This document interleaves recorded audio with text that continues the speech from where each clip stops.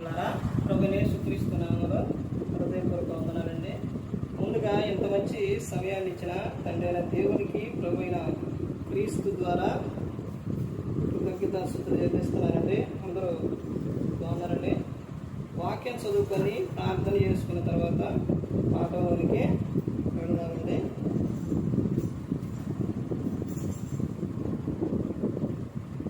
Mark గారు రాసిన సువార్త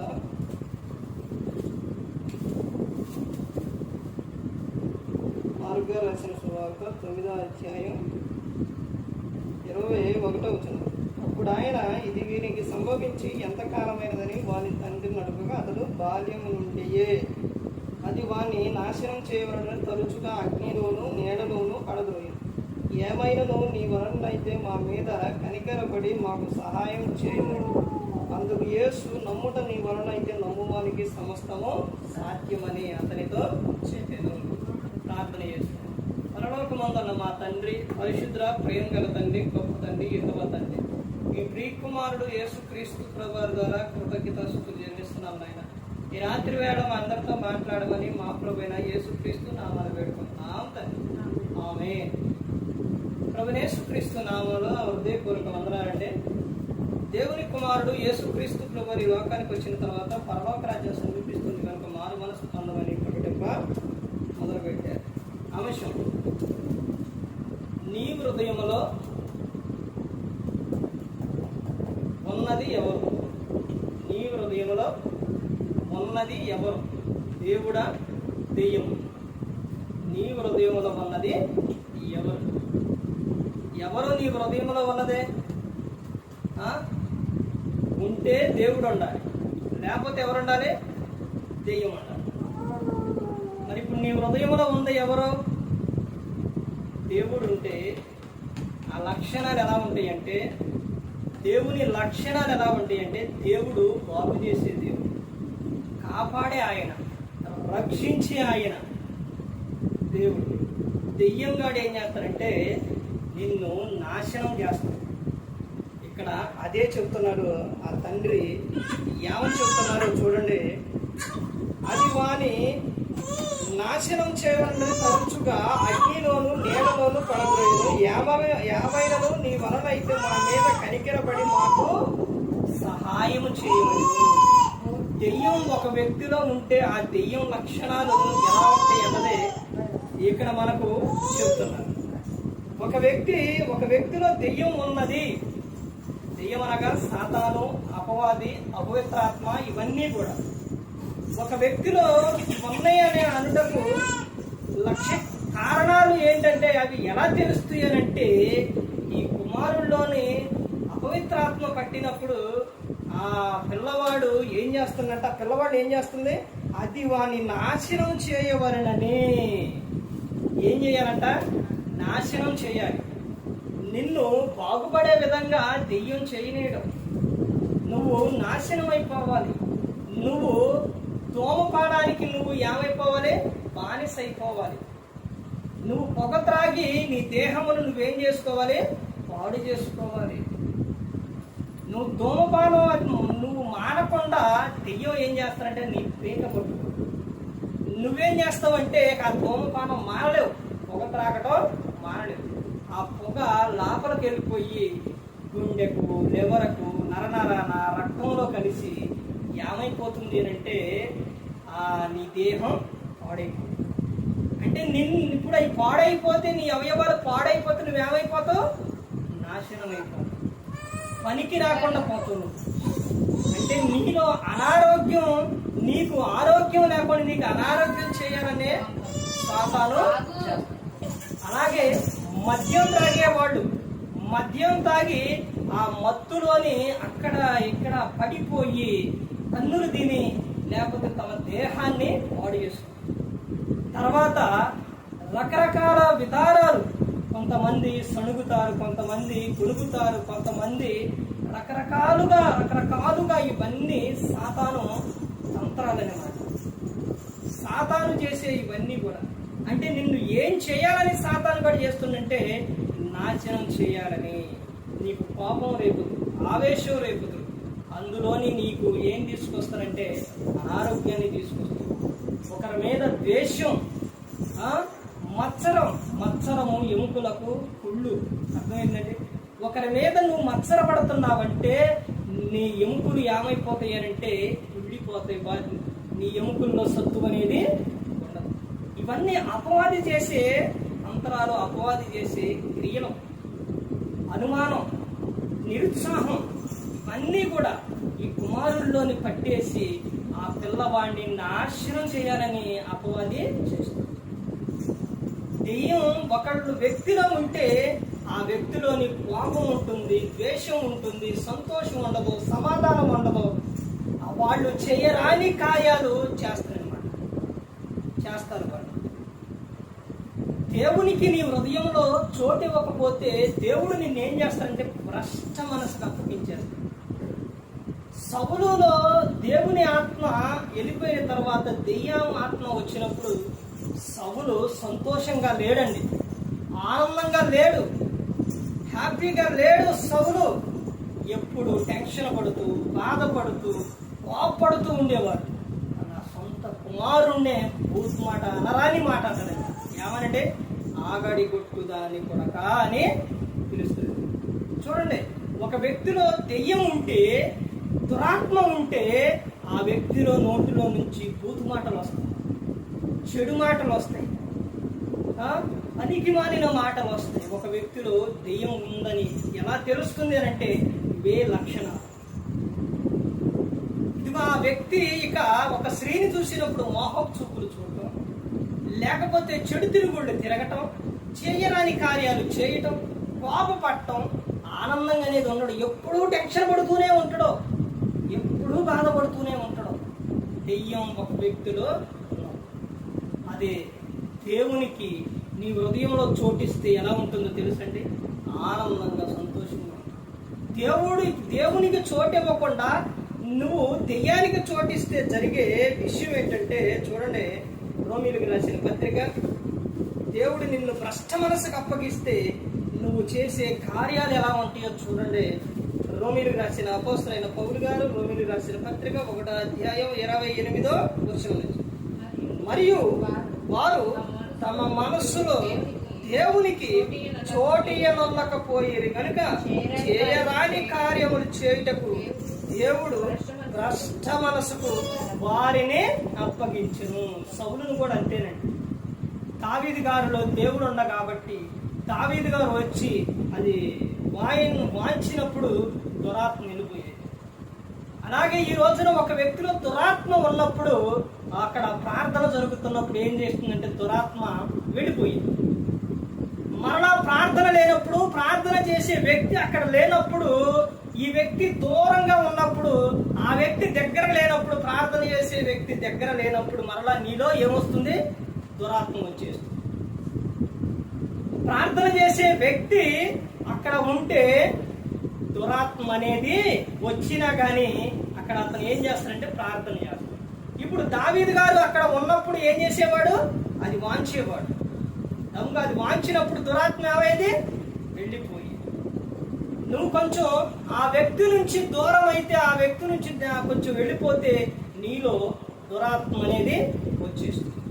దేవుడు భ్రష్ట మనసుకి అప్పగించేస్తే ఆవిడ చేసే కార్యాలు చూడండి. అట్టి వారు సమస్తమైన దుర్నీతి చేతను, దుష్టత్వం చేతను, లోభము చేతను, ఈర్చి చేతను నిండుకొని మత్సరము, నరహత్య, కలహము, కపటము, వైరమని వాటితో నిండిన వారై కొండెగాండ్రులను, అపవాదుకులను, దేవద్వేష్యులను, అంటే దేవుని కూడా ఏం చేస్తారు?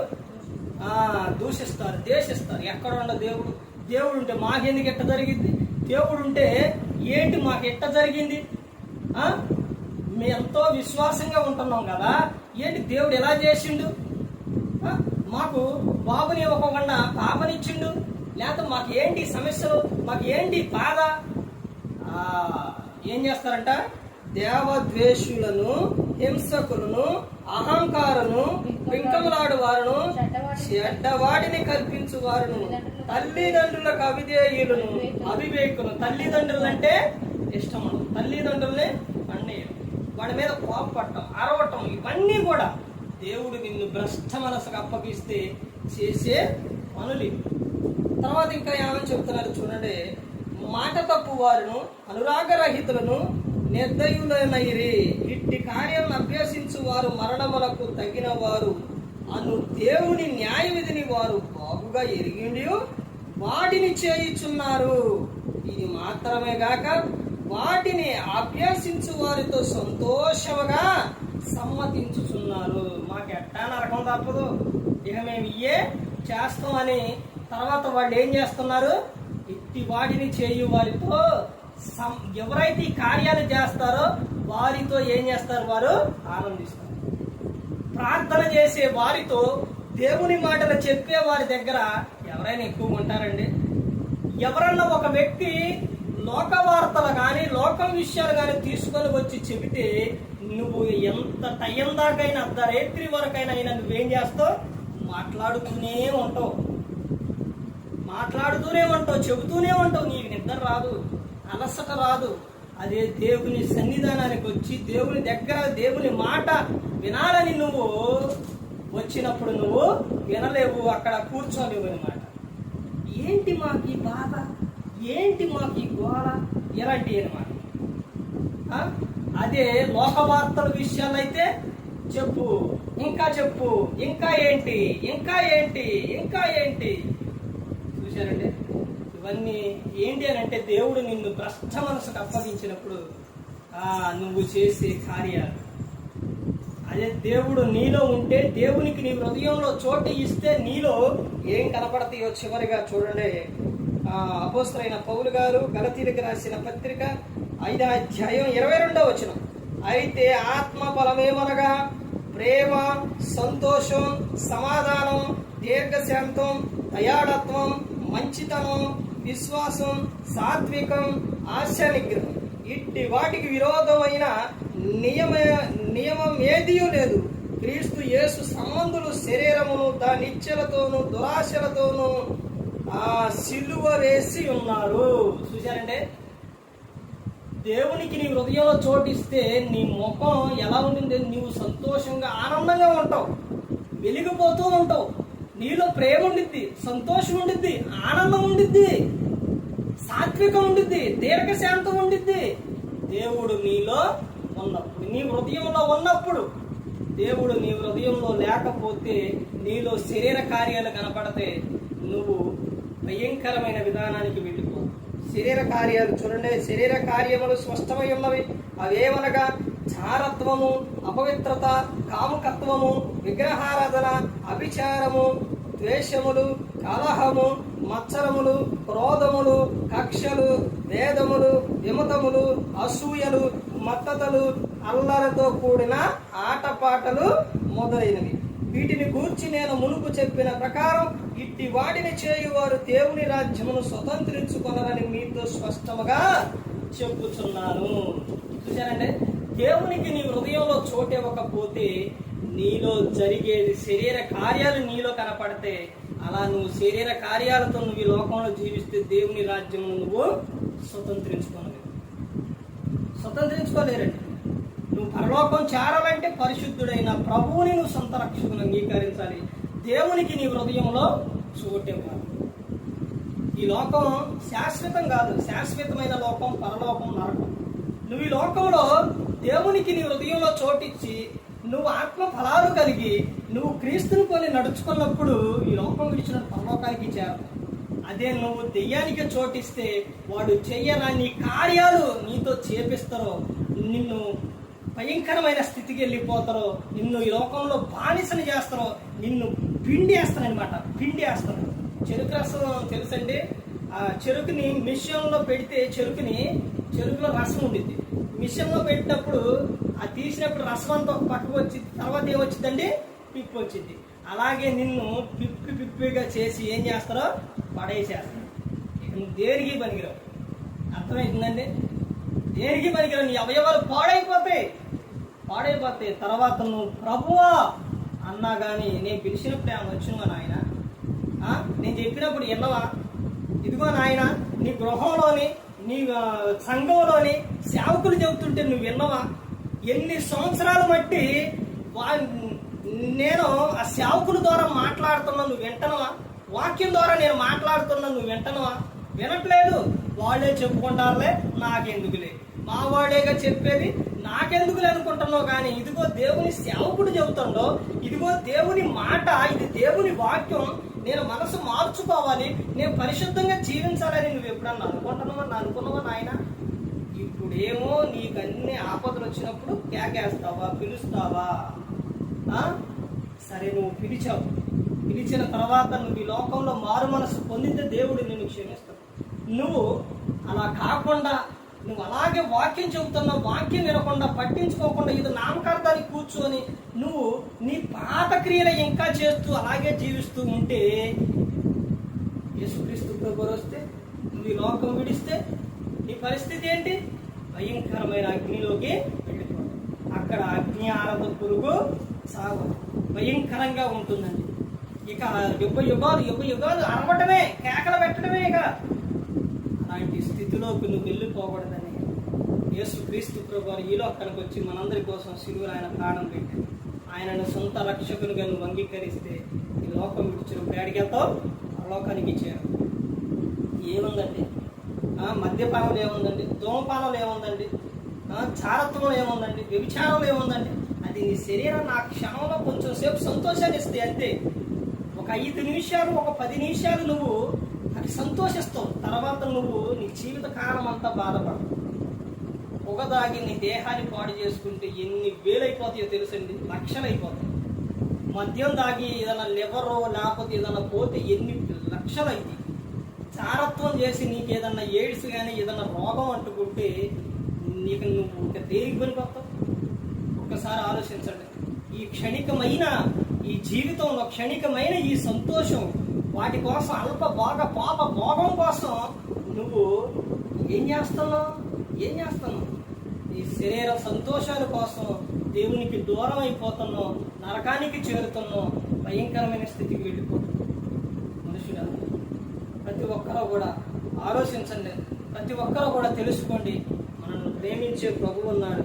ఆయనను సొంత రక్షకుని అంగీకరిస్తే పరలోకానికి చేరాలి. ప్రతి ఒక్కరు కూడా దేవుని యందు భయభక్తులు కలిగి పరిశుద్ధాత్మ మాట వింటూ హృదయ శుద్ధిని కాపాడుకుంటూ క్రీస్తుని పోలే నడుచుకున్నప్పుడు ఈ లోకం విడిచినప్పుడు పరలోకానికే చేరుకుంటారు.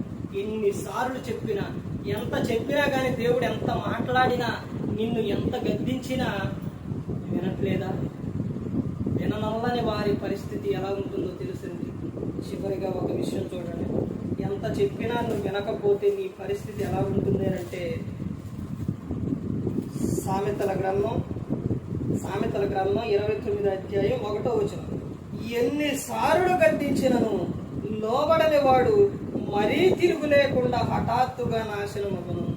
చూశారండి, ఎన్నిసార్లు గద్దించినా, అయ్యా ఈ తప్పు నాయన, అయ్యా ఇది వద్దయ్యా, అయ్యా వాటికి వెళ్ళొద్దు నాయన, బతిని ఆడుకుంటున్నాడు.